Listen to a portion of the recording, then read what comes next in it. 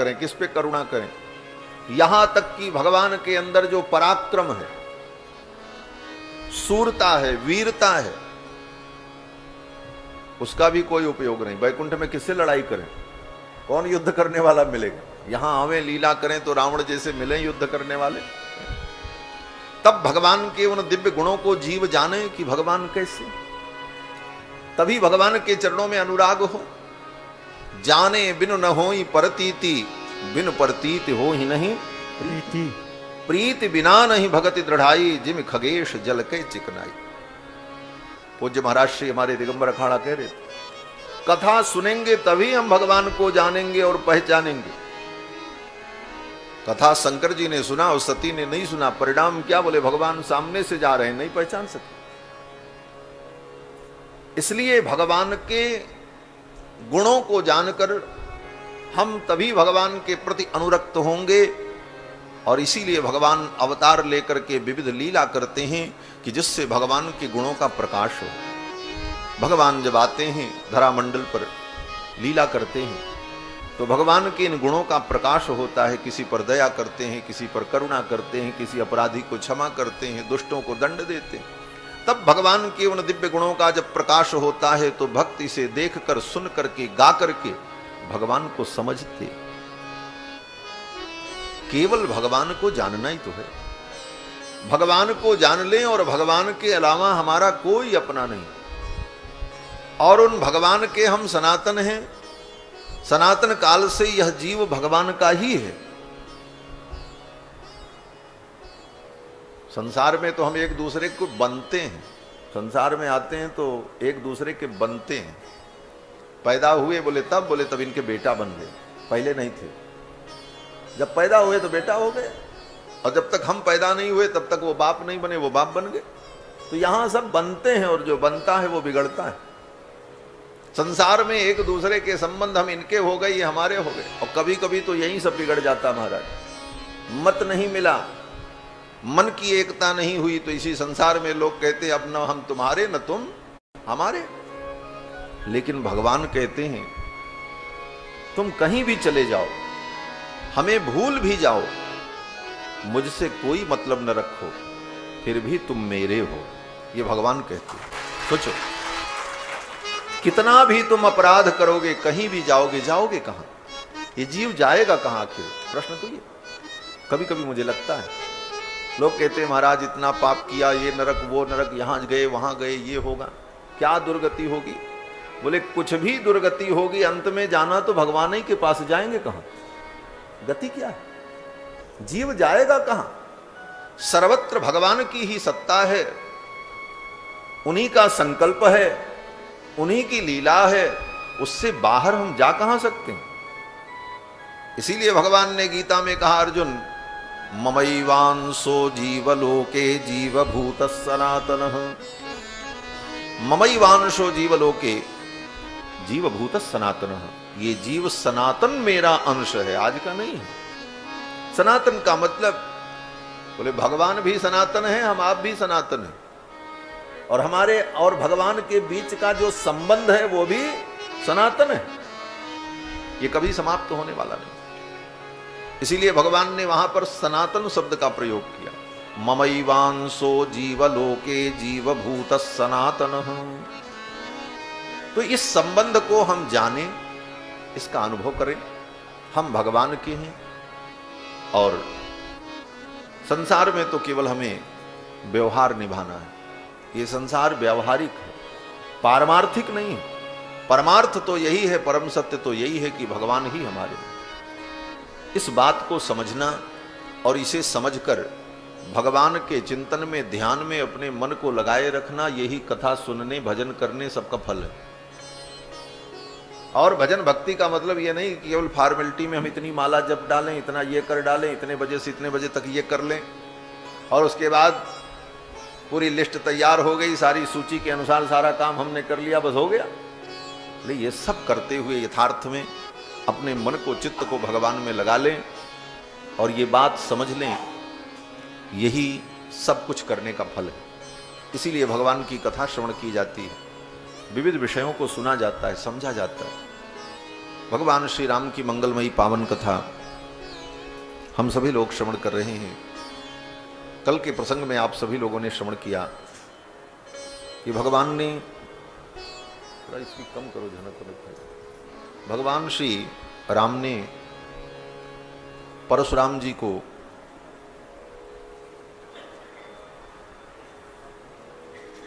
अपने स्वरूप का अनुभव कराया।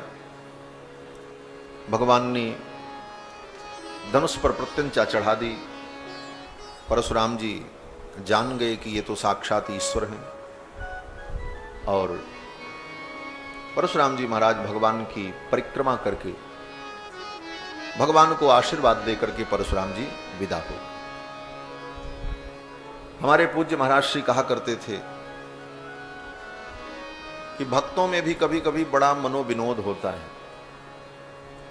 देखो, भगवान को लेकर के आपस में भक्तों का मनोविनोद हो तो वह मनोविनोद भी भक्ति ही है। संसार के प्राणियों के मनोविनोद से अच्छा है। इसीलिए विद्वानों ने कहा कि काव्य शास्त्र विनोदेन कालो गच्छति धीमताम। जो धी युक्त पुरुष हैं, धीमान हैं, धीमान माने बुद्धिमान, जो धीमान पुरुष हैं वो मजाक भी करते हैं, हंसी भी करते हैं, मनोविनोद भी करते हैं, तो शास्त्र और शास्त्र के विषयों की ही चर्चा करते हैं। तो भगवान के विषय को लेकर, भगवान को लेकर आपस में भक्त मनोविनोद करें तो वह भी एक आनंद होता है। वह मनोविनोद भी एक मर्यादा में होती है, सीमा में होती है। तो भक्त लोग आपस में विनोद करते हैं। कन्हैया के उपासक, कृष्ण के उपासक कहते हैं हमारे ठाकुर तो सबसे बड़े। तो राम जी के भगत कहते हैं नहीं नहीं, हमारे ठाकुर सबसे बड़े। अपने अपने ठाकुर का अभिमान सबको होना ही चाहिए। कृष्ण भगवान के भक्त कहते देखो तुम्हारे ठाकुर कम, हमारे ज्यादा। बोले क्यों? बोले हमारे ठाकुर जी 16 कला के हैं। षोडश कलो वही पूर्ण कृष्णस्तु भगवान स्वयं। भागवत में कहते हैं कृष्णस्तु भगवान स्वयं, एते चांस कला पूर्णा कृष्णस्तु भगवान स्वयं। बाकी जितने अवतार हैं वो तो कला और अंश हैं, कृष्णस्तु भगवान स्वयं। बोले तब राम जी? बोले राम जी तो 12 कला के हैं। क्यों? बोले सूर्य वंश में उत्पन्न हुए इसलिए 12 कला, क्योंकि सूर्य की 12 कलाएं हैं। और कृष्ण भगवान चंद्रवंश में प्रकट हुए इसलिए चंद्रमा की 16 कलाएं हैं, इसलिए 16 कला। तो 12 कला क्या कम है? बोले कम नहीं है। सूर्य भगवान 12 कला में ही पूर्ण है और चंद्रमा 16 कला में पूर्ण है। पूर्ण दोनों, पूर्ण दोनों, अंतर नहीं है। जैसे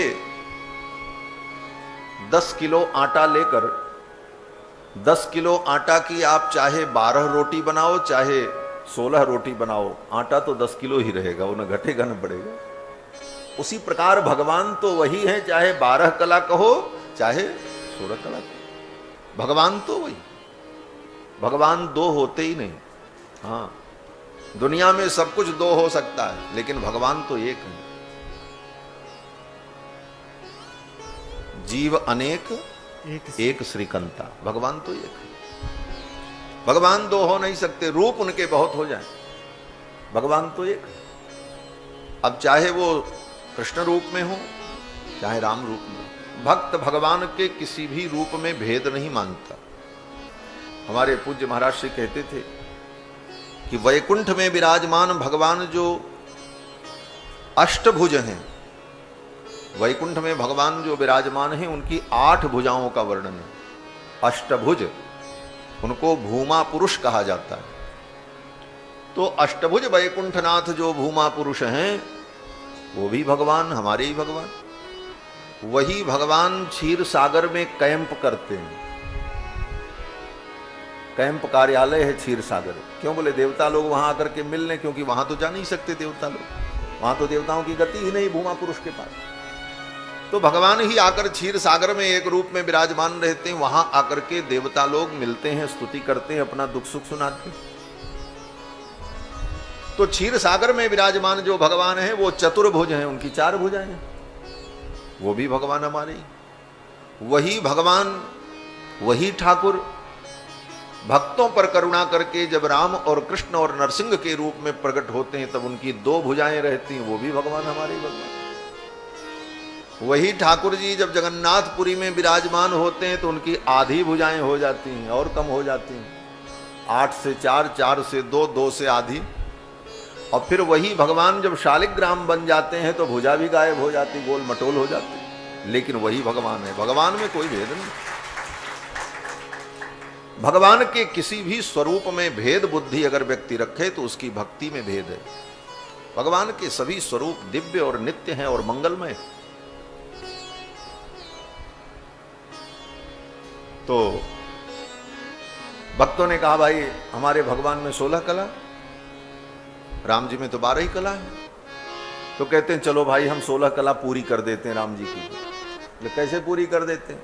बोले राम जी में 12 कला थी और 4 कला कहाँ थी? बोले 4 कला लेकर के परशुराम जी पहले से प्रकट हो गए थे, भगवान के अवतार थे। 4 कला परशुराम जी के पास थी।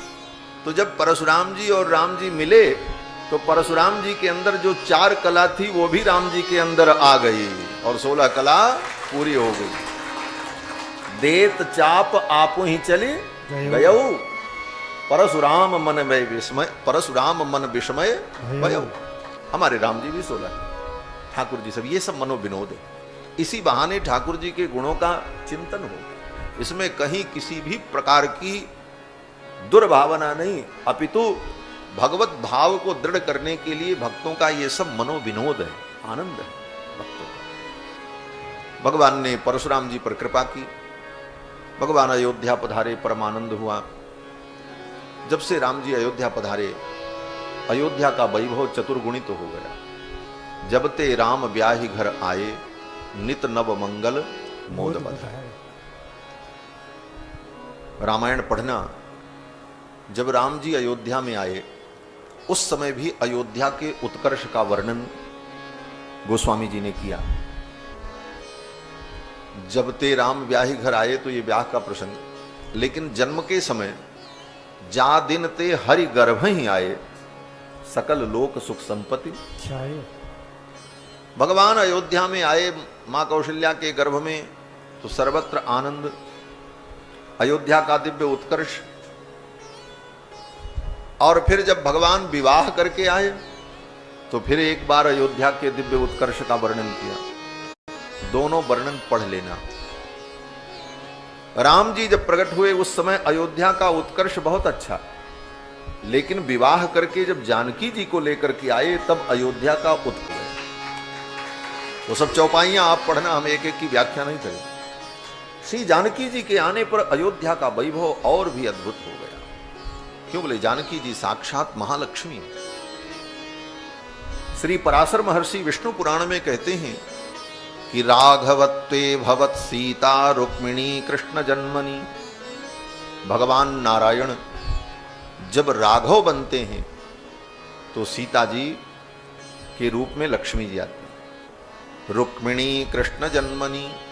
और भगवान जब कृष्ण के रूप में अवतार लेते हैं तो भगवती महालक्ष्मी रुक्मिणी बनकर के प्रकट होती। भगवती महालक्ष्मी जब आ गई तो अयोध्या का वैभव और भी दिव्य हो गया। और सच पूछो तो भगवती के कारण, भगवती महालक्ष्मी के कारण, श्री जी के कारण ही भगवान का दिव्य वैभव। अगर श्री जी भगवान के साथ न हो तो भगवान जीवों के लिए कल्याणप्रद नहीं होते। पूरी रामायण पढ़ो, जब जब भगवान ने किसी को मारा तब तब श्री जी भगवान के साथ नहीं थी, और जब जब श्री जी भगवान के साथ रहती हैं तो कितना भी बड़ा अपराध कोई जीव करे उसको भगवान क्षमा कर देते। पूरी रामायण पढ़ लें, और कहीं आपको ऐसा शंका लगे तो बताना, हम उसका समाधान कहें। जब जब जानकी जी अयोध्या से चलते हैं रघुनाथ जी विश्वामित्र जी के साथ, जानकी जी नहीं है, तो रास्ते में बोले मारीच को मारा, सुबाहु को मारा, ताड़का को मारा, मारकाट मचाए खूब। लेकिन वहां जब श्री जानकी जी के मुखमंडल का दर्शन किया और श्री किशोरी जी ने भगवान के गले में बरमाला डाल दी तो ठाकुर जी एकदम ठंडे हो गए महाराज। अब क्रोध नहीं, अब तो परशुराम जी आकर के कुछ भी बोले फिर भी सुनते हैं चुपचाप, अब इनको क्रोध नहीं आता। अयोध्या से जानकी जी भगवान के साथ क्यों जाती हैं? पूरी कथा तो हम आपको नहीं सुना पाएंगे, केवल 2 दिन शेष बचा है, आज और कल, और आज का भी तो आधा तो पूरा ही हो चुका है। तो श्री जानकी जी भगवान के साथ वन की यात्रा पर क्यों जाती? अनेक कारण हैं, उसमें से एक कारण यह भी है, लोग कहते हैं कि श्री जानकी जी ने कहा कि मैं पतिव्रता हूं, आपके चरणों को छोड़ करके कहां जाऊंगी, इसलिए आप मुझे अपने साथ ले चलो। श्री जानकी जी को अपने पतिव्रता होने का प्रमाण पत्र देने के लिए राम जी के साथ जाना पड़ेगा। राम जी कहीं भी रहे फिर भी जानकी जी परम पतिव्रता हैं, उनको इस प्रमाण की आवश्यकता नहीं। और पति के चरणों में सर्वदा रहने से ही अगर पातिव्रत की प्रामाणिकता सिद्ध होती है, तो उर्मिला जी तो लक्ष्मण जी के साथ नहीं गई, तो क्या उर्मिला जी को पतिव्रता नहीं कहें? 14 वर्ष लक्ष्मण जी वन में रहे, उर्मिला जी तो अयोध्या में थी। तो श्री जानकी जी भगवान के साथ जाती क्यों है? मूल कारण क्या है? हमारे आचार्य वर्णन करते हैं कि जानकी जी भगवान के साथ इसीलिए जाती हैं कि ये अकेले जाएंगे तो कितने जीवों को मारेंगे, मैं साथ में रहूंगी तो उन जीवों की रक्षा कराऊंगी। करुणामयी भगवती जानकी इसीलिए जाती है। इसीलिए स्त्री शब्द की 6 प्रकार की व्युत्पत्तियां हमारे आचार्यों ने वर्णन किया। स्त्री माने क्या? तो कहते हैं पहला अर्थ तो है श्रयति इति स्त्री, जो भगवान के चरणों में रहती हैं इसलिए उनका नाम स्त्री, भगवान के आश्रित हैं इसलिए स्त्री, श्रयति इति स्त्री। और दूसरा अर्थ शृणोति इति स्त्री, जो अपने भक्तों के निवेदन को, जीवों के दुख को सुनती हैं इसलिए उनका नाम स्त्री। और तीसरा अर्थ, बोले तीसरा अर्थ कहते हैं केवल सुनती नहीं है, सुनने के बाद श्रावयति इति स्त्री, जो भगवान को सुनाती है कि भाई इस पर कृपा करो, ये कृपा का पात्र। शृणोति श्रावयति च, और भगवान को सुनाती है, कहती महाराज इस पे करुणा करो, इसे मत मारो। क्यों? बोले मां का यही स्वभाव होता है। बच्चा बदमाशी करता है, पिताजी बड़े नाराज होते हैं, आज इसको मारेंगे, आज नहीं छोड़ेंगे, बहुत बदमाश है। मां देखती अब तो ये मार ही देंगे, क्या करें? तब मां क्या करती है? बोले विस्मारयसि स्वजनयसि माता तदसि नः। मां क्या करती हैं? बोले मां उनको दूसरी बातों में लगा करके डाइवर्ट कर देती है। कैसे? बोले कोई पिता अपने बच्चे के ऊपर नाराज होकर के मारने चला, बोले आज इसको दंड देंगे, मां ने देखा अब तो मार ही देंगे, क्या करें? तो मां ने क्या किया? बोले मां उधर से गई और झोला लेकर के आई, बैग लेकर के, बोले सुनो सुनो जी। बोले क्या बात है? बोले जाओ बाजार, घर में सब्जी नहीं है, मेहमान आने वाले, मेहमान आने वाले हैं, घर में सब्जी नहीं है, ये सामान नहीं है, और आप इसके चक्कर में पड़े, इसको छोड़ो, इसको तो मैं देखती हूं, आप तो जाओ। साहब झोला लेकर के चले गए, सब्जी लाने भूल गए, बच्चे को किनारे किया और कहा देखो अब बदमाशी मत करना, आज तो हमने बचा लिया, दोबारा कब कब मैं बचाऊं। इस प्रकार करुणा करके विस्मारयसि स्वजनयसि माता तदसि नः, भगवान को भी भुला देती हैं, भटका देती हैं और उस जीव की रक्षा करती हैं। ये श्री जी का स्वभाव है। श्रावयति इति श्री, जो भगवान को जीवों के निवेदन को सुनाकर जीवों पर भगवान की कृपा कराती हैं, इसलिए उनका नाम श्री। तो जानकी जी भगवान के साथ वन में इसीलिए जाती हैं कि मैं साथ में रहूंगी तो ये थोड़ा शांत रहेंगे, हाँ, नहीं तो ये सबको दंड देंगे। इसीलिए देखो जब जब श्री जी भगवान के साथ थी, भगवान किसी को दंड नहीं। चित्रकूट में भी जयंत ने अपराध किया, भगवान क्रोध में आए, बाण मारे।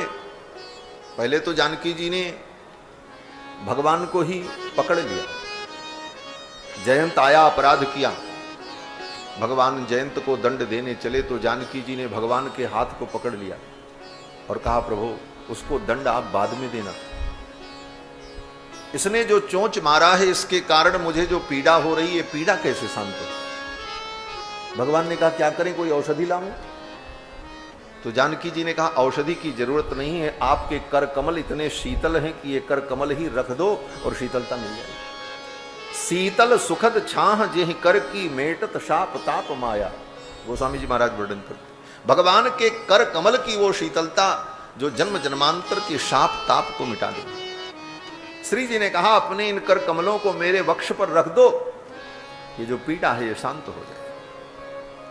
भगवान के हाथ को अपने वक्ष पर रख लिया और ऊपर से अपने हाथ से दबा लिया, अब पीड़ा कम हो गई। क्यों? बोले सबसे बड़ी पीड़ा तो श्री जी को ये थी कि इनका हाथ अगर खाली रहेगा तो उसको मार देंगे।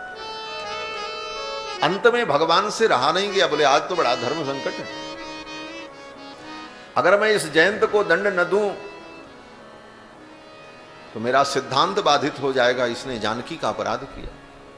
जानकी जी भगवान की चरणदासी हैं, उनकी अर्धांगिनी है, और भगवान के भक्त का कोई अपराध करे उसे तो दंड मिलना ही चाहिए, ये सिद्धांत है।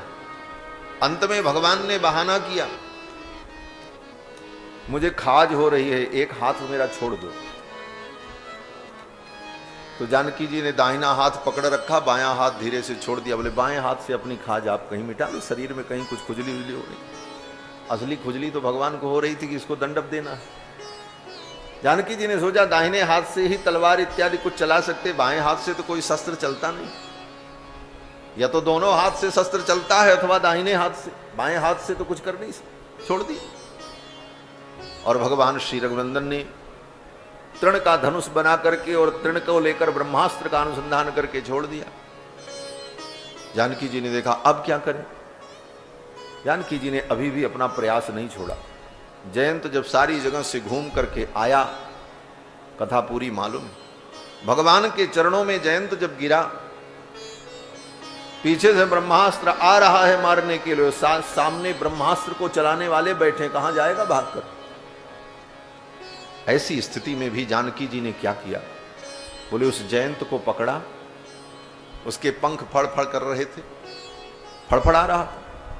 जयंत को भगवान जानकी जी ने पकड़ा और पकड़ करके उठाकर भगवान के चरणों में ऐसे रख दिया।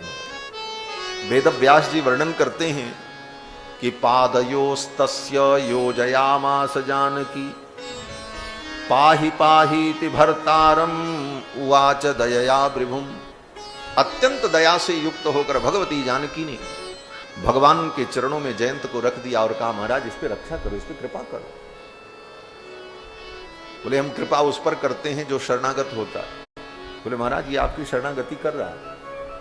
बोले शरणागति कराने वाले आचार्य होते हैं, कोई आचार्य शरणागति करावे तब हम स्वीकार करते हैं। श्री जी ने कहा मैं श्री संप्रदाय की आचार्य हूं, मैं शरणागति करा रहा हूं, स्वीकार करो। श्री जी हमारी आचार्य। श्री जी ने कहा मैं शरणागति करा रही हूं, आप स्वीकार करो। भगवान ने कहा शरणागति में भुजाओं में मेरे आयुध के चिन्ह अंकित किए जाते हैं। तापह पुंड्रम तथा नाम, इसका ताप संस्कार कहां हुआ, कैसे शरणागति हम माने। श्री जी ने जानकी जी ने कहा प्रभु ये आपके आयुध के चिन्ह जो अंकित किए जाते हैं ये संस्कार दो प्रकार से होते हैं, एक शीतल होता है और एक तप्त होता है। मैंने इसको तप्त शंख चक्र दे दिया है। कब दिया? आचार्य ही शंख चक्र धनुष बाण की छाप देते हैं। बोले आपने कब दिया? जानकी जी ने कहा मेरी उंगलियों में शंख चक्र के चिन्ह बने हैं और शरीर के अंदर ऊष्मा होती है, शरीर में गर्मी होती, शरीर गर्म होता है, शरीर तप्त है और उंगलियों में शंख चक्र बने हैं।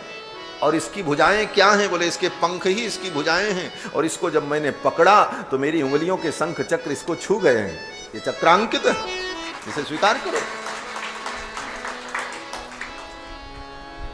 बोले ऊर्ध्वपुंड नहीं लगाया, बिना ऊर्ध्वपुंड के कैसे होगा? तो भगवती ने कहा ऊर्ध्वपुंड लगाया कैसे जाता है? बोले तीर्थ की मिट्टी और पवित्र मिट्टी के द्वारा ऊर्ध्वपुंड लगाया जाता है। वैष्णव का तिलक सदा मिट्टी से ऊर्ध्वपुंड धारण किया जाता है। मृतिके हर में पापम यन्मया दुष्कृतम कृतम। बोले सुंदर मृतिका से तिलक, और मृतिका कैसी हो, मिट्टी कैसी हो? बोले पवित्र तीर्थ की मिट्टी। जानकी जी ने कहा तीर्थ क्या है? बोले जहां आपका चरण पड़े और जहां संतों का चरण पड़े वही तीर्थ है।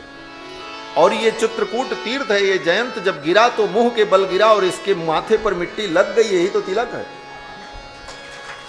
आपके चरणों की रज लग गई। और ये तिलक भी क्या है? बोले आपके चरणों का चिन्ह ही तो है। ये तिलक कोई डिजाइन थोड़ी है। जो इन भावों को नहीं समझते वो लोग रकम रकम के तिलक लगाते महाराज। कोई ऐसा लगाएगा, कोई वैसा करेगा। ऐसे ऐसे महाराज वो जैसे फिल्म में वो टीवी सीरियल वाले सीरियल बनाते हैं तो जितने पात्र होते हैं सबके तिलक की डिजाइन, चंदन की डिजाइन अलग अलग, किसी का गोल, किसी का ऐसे, किसी का वैसे, किसी में धनुष बना, किसी में बाण बना, क्या क्या बना। तो लोग सोचते हैं मत्थे पर कोई डिजाइन बनाया जाता। बोले डिजाइन नहीं महाराज, इसके पीछे सब कारण है कैसे लगाऊं। ये ऊर्ध्वपुंड लगाते समय ये दो धाराएं जो जाती हैं इसका तात्पर्य है भगवान के चरणारविंद है। हरेह पादाकृतिम कुर्यात, हरि के पाद की आकृति बनाई जाती है। ये कोई डिजाइन नहीं कि आपको जो मन में आवे वही लगा लो। अगल बगल पीला लगाओ, बीच में लाल लगाओ, फिर यहां एक ठो काला लगाओ, तो फिर यहां सजाओ। ये सब मनमुखी लोग हैं, सैद्धांतिक नहीं। अपने अपने सिद्धांत के अनुसार, अपने पूर्वाचार्यों की परंपरा के अनुसार भगवान के चरण की आकृति का अंकन करना यह तिलक है। और वो तिलक कैसे लगाया जाता? बोले पवित्र मृतिका से, मिट्टी से, भगवान के चरणों की मिट्टी, तीर्थ की मिट्टी। जानकी जी ने कहा आपके चरणों की मिट्टी इसके सर पे लग गई, क्योंकि गिरा तो मुंह के बल ही गिरा, धूल लग गई, हो गया तिलक। भगवान ने कहा सब हो गया, शरणागति हो गई, तिलक लग गया, आपने चक्र भी दे दिया, लेकिन इसके गले में कंठी नहीं पहनाई। तो जानकी जी ने कहा तुलसी मेरा ही स्वरूप है। जानकी जी में तुलसी में अंतर नहीं। और जानकी जी ने कहा मैंने इसका गला पकड़ रखा, यही कंठी है, समझो, इसको स्वीकार करो। और भगवान ने करुणा की, इतने तर्क करके उस जयंत जैसे अपराधी को बचा लिया जाए। यही श्री जी की करुणा है। विचार करना, जितना बड़ा अपराध जयंत ने किया, इतना बड़ा अपराध रावण ने भी नहीं किया। रावण तो श्री जानकी जी को ले जाकर के अशोक वाटिका में बैठा दिया, एक बाल बांका नहीं किया। इच्छा के विपरीत, जानकी जी के इच्छा के विपरीत वो जानकी जी का स्पर्श भी नहीं कर सकता, उसकी हिम्मत नहीं। लेकिन जयंत ने, बोले जयंत ने अपने चोंच के प्रहार से खून की धारा बहा दी। चला रुधिर रघुनायक जाना, सींक धनुष सायक संधाना, खून की धारा प्रवाहित। लेकिन उस जयंत के प्राण की रक्षा हो गई और रावण के पूरे खानदान का विनाश हो गया। क्या कारण था?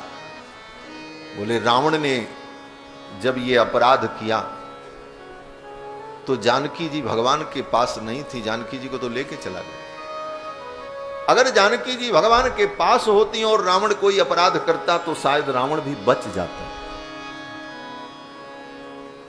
श्री जानकी जी भगवान के पास हैं, इसलिए उन्होंने जयंत जैसे पापी पर भी भगवान की कृपा की वर्षा करा दी। इसलिए हमारे आचार्य भगवान श्री यामुनाचार्य आलवंदार स्तोत्र में कहते हैं कि तादृशो वायसस्य प्रणत इति दयालु। तादृशो वायसस्य, उस वायस के ऊपर, उस कौए के ऊपर, यद्यपि तेहिकर बध उचित, उसका तो बध उचित था, लेकिन जानकी जी की करुणा उसे बचा लेती। ये श्री जी की महिमा है। और मैंने निवेदन किया था, श्रीमद् वाल्मीकि रामायण तो श्री जी का ही चरित्र है। कृत्स्नम रामायणम काव्यम सीतायाश्चरितम महत्, ये सीता जी का महान चरित्र है, जानकी जी का महान चरित्र है। जानकी जी अयोध्या पधारी।